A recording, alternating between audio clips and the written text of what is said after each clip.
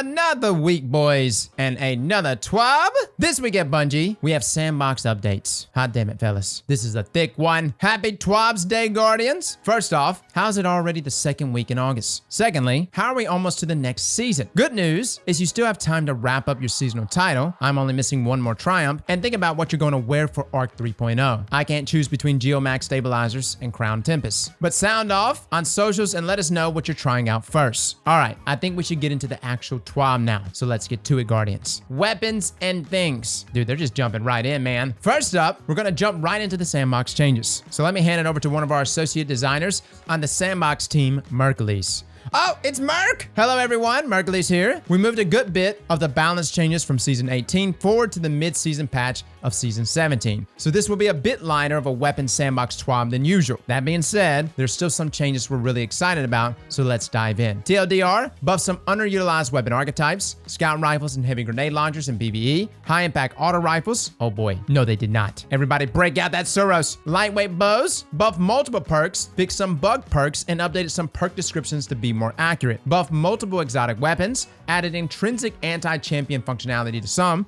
reworked a couple exotic weapons whose functionality was causing issues, updated the perk pools for Dares of Eternity weapons, and gave them a new origin trait. Oh, time to LFG another group for BXR farming. Global changes. Fix an issue introduced in the 30th anniversary update that caused too much heavy ammo to drop when running double special weapons. Several weapon stats were previously hidden, which made fully evaluating weapons difficult. Airborne effectiveness, recoil direction, zoom, and aim assist are now visible in the weapon inspection screen. Thank God. Beautiful change. Now starting with weapon archetypes. Scout rifles. We felt they could still use a bit of love in PvE. Increased damage of all scout rifles versus minor enemies, red bars, in PvE by 10%. This change is in addition to the baseline damage buff given in the Solstice Balance patch. Oh boy, this is a flat buff for everything. High impact 360 round per minute auto rifles. This subfamily of auto rifles has good damage output, but low ease of use, leading them to underperform compared to other options in the same engagement ranges. Increased base stability stat of all non-sunset high-impact auto rifles by 6 to 12, depending on the weapons. Numerically, this may seem like a small change, but it noticeably changes the feel of the weapons. Interesting. So no damage buff, but a stability buff. Now, arguably the best 360 in the game, guys, is our Focus Fire Source Regime.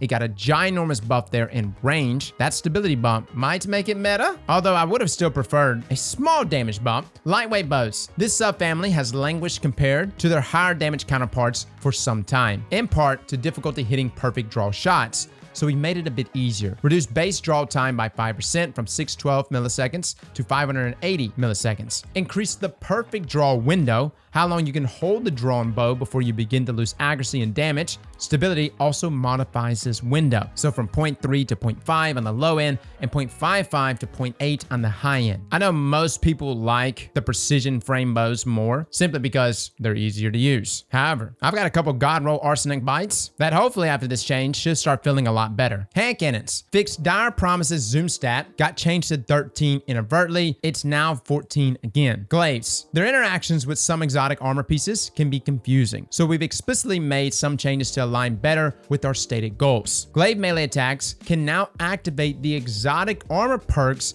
on ACD Feedback Fence, Karnstein Armlets, and Necrotic Grips. Holy hell. Oh, that's beautiful. Necrotic Grips with my glaive. Oh, Breach Grenade Launchers. Concussion grenades can no longer roll in the magazine slot. Blinding grenades are better options in the same slot that serves the same purpose. Interesting. I actually have a couple rolls that have concussion grenades. At least from what I'm seeing here, it doesn't seem like it's going to be replaced with blinding grenades. But yes, Mercules is right. Blinding grenades is better than concussion grenades. Just has a wider area of effect. Heavy grenade launchers. These don't see a ton of support in PvE, so we hope this makes them feel a bit better as DPS or yellow bar clearing options. Increased damage versus majors and above by 10%, excluding Parasite, no! Which does not need to do more damage. So you say. However, Anarchy, and just in time for Arc 3.0, and by the way, if you have a Tarnation, you can craft that roll, and it's also Arc. Should be some pretty good synergy next season, guys. Moving on to weapon pools. Updated the perk pools for Dares of Eternity weapons and added an origin trait. Address an issue where playlist, Crucible, Gambit, and Strike weapons weren't randomizing individual perk column perks and their counts correctly based on the number of resets. All right, so they didn't necessarily specify what the origin trait is. Curious what that's going to be though. Perks. The Gambit and Iron Banner origin traits were too specific to be generally used, so they've been redesigned. In Beta Tracker, the Gambit origin traits renamed to Gun and Run. Redesigned functionality to give a sprint increase on multi-kills. Interesting. Skulking Wolf. The Iron Banner origin trait redesigned to activate on kills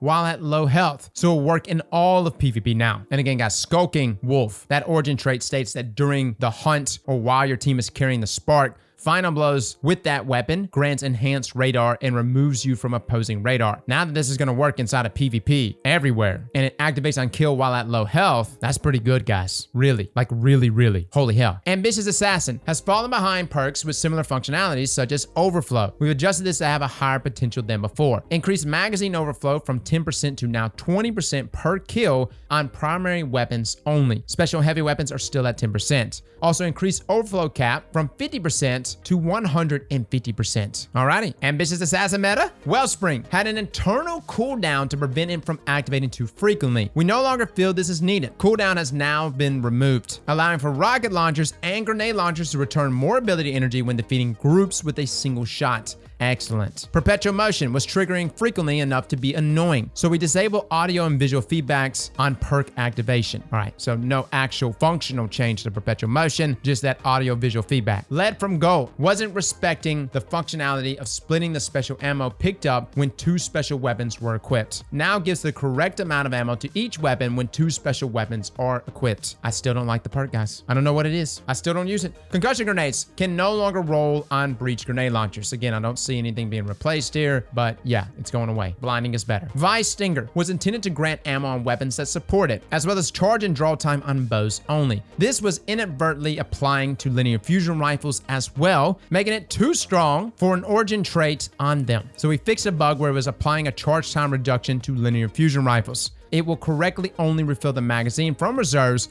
when it triggers on these weapons. Wow, I didn't even know, guys, that it dropped the charge time. Yeah, I have a Reed's Regrets with Vice Stinger and had no idea that was even a bug. Zen Moment has always had a description that confused players. Particle Repeater 2. The descriptions have been updated to say what they actually do, which is not increased stability. Pretty sure Zen Moment only reduces camera movement when firing, right? Right? Somebody correct me. Am I right? AKA, at least on mouse and keyboard, not Jack. Now, exotics. We've added anti-champion functionality to several weapons, with the goal of giving more options for each champion type, split across weapon slot and ammo type. We expect to do this from time to time in the future as well. Love and Arc added intrinsic overload to poison arrows. My God, GG's, fellas. Love and Arc, you're going to become the most used weapon inside of in-game PvE. Thunderlord added intrinsic overload. Maybe Arc 3.0 will save Thunderlord, but we've done damage tests, and Thunderlord is quite shite. Malfeasance added intrinsic unstoppable to explosions.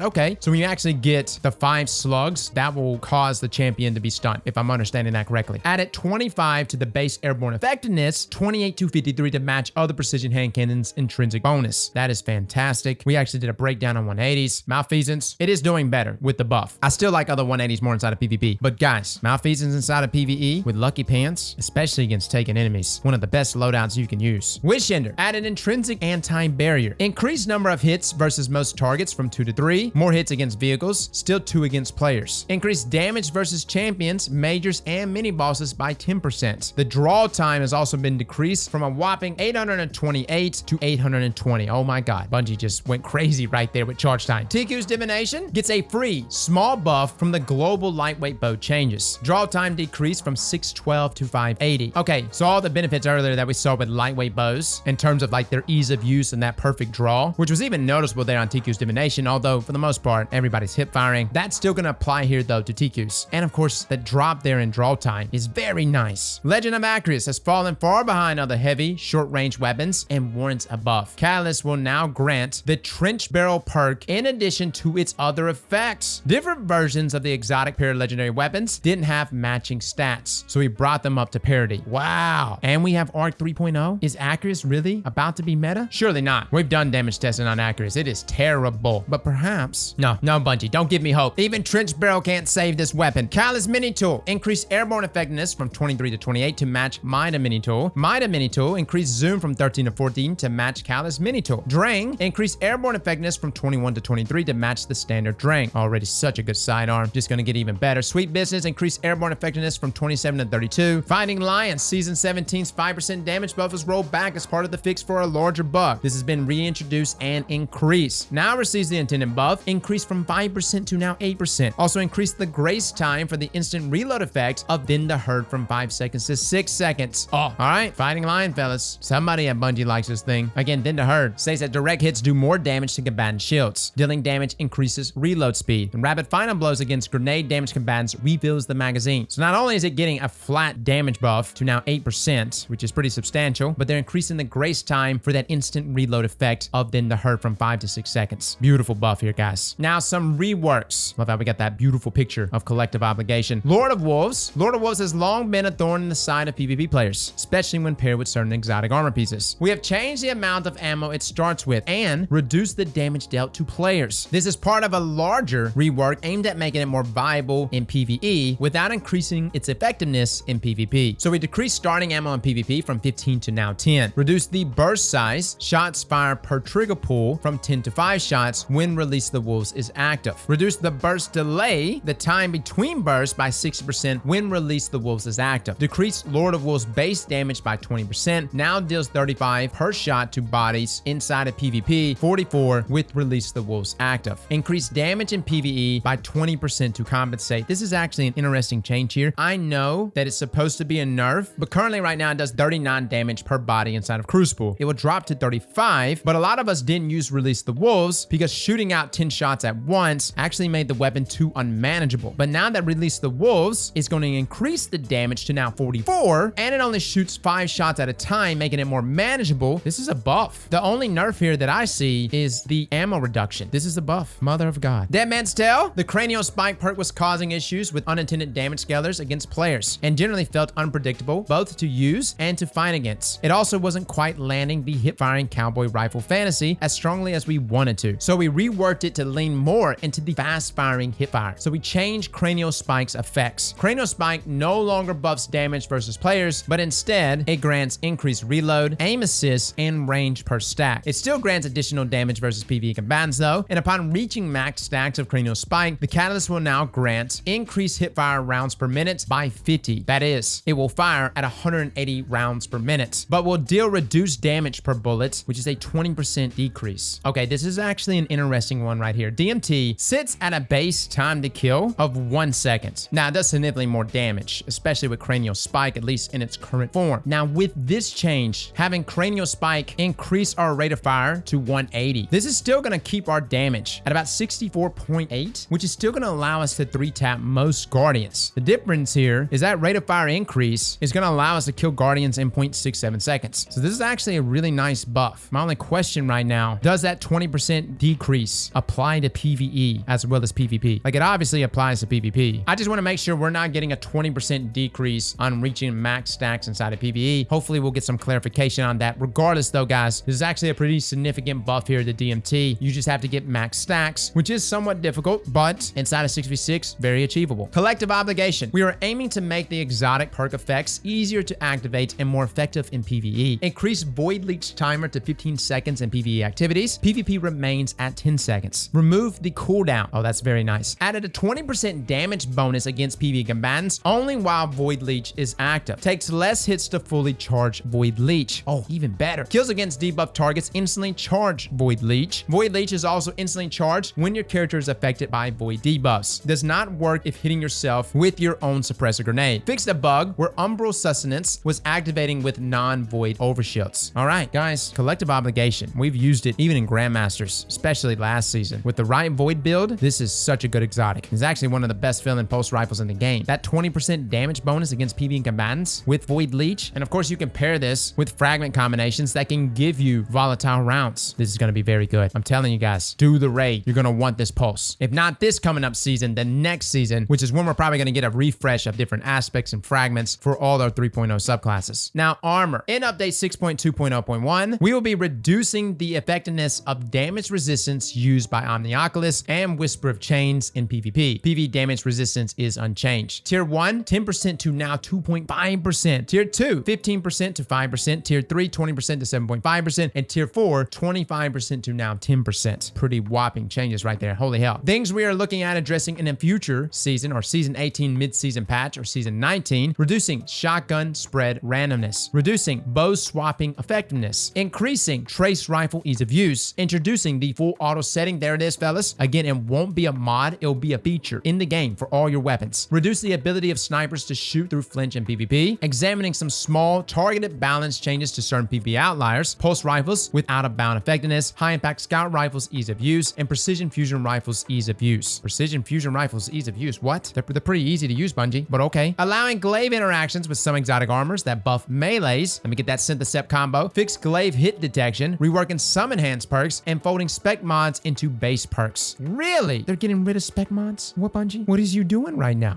The way they say that, folding spec mods into the base perks, makes it sound like a buff. Please be a buff. Now, Destiny 2 patch number updates. Starting on August the 23rd, 2022, Destiny 2 patch numbers will be changing for all patches going forward, with update 6.2.0 being released for Season 18. Context, Destiny's launch was known as update 1.0.0, and the Taken King was 2.0.0. Work began on Destiny 2 before Rise of Iron was created, so to keep numbers moving forward, Destiny 2's launch was internally known as 3.0.0. Every big expansion added to the update number since, with the Witch Queen internally, is known as update 6.0.0. To help alleviate internal confusion regarding what the public-facing patch numbers are, and to bring our internal and external patch numbers into parity, we are making this change for all patch numbers moving forward. Okay, that's fine, Bungie. I don't know. I don't really pay attention to the numbers, or at least those numbers. The Sandbox numbers I pay attention to. Now, as a final note here from Bungie, ta-da! This week's TWAB means we only have one more TWAB before the season ends. Then we jump into our showcase on August the 23rd. We do want to remind you that we are starting the votes for your exotic ornaments on August the 16th. So please go check out last week's TWAB if you missed the details on that. And if you're wondering when you're going to get some Arc 3.0 info, that is coming soonish to a Bungie.net page near you. We know you want to know all the things, but soon, Guardians, it will be here before you know it. Stay crafty, Guardians. Sam. All right, so it doesn't sound like Bungie's going to stay dark this time. It seems like next week, maybe in a TWAB, we will get a little bit of information on Arc 3.0. Regardless though, guys, the reveal, August the 23rd, we'll be live for it all day long. Come watch us, come hang out with us. We're going to watch some lore videos leading up into it. It'll give us some context to what's going to be happening in Lightfall. It's going to be fantastic. Fellas and ladies, thank you all for coming and watching. And as always, slap that like button like your mama told you right.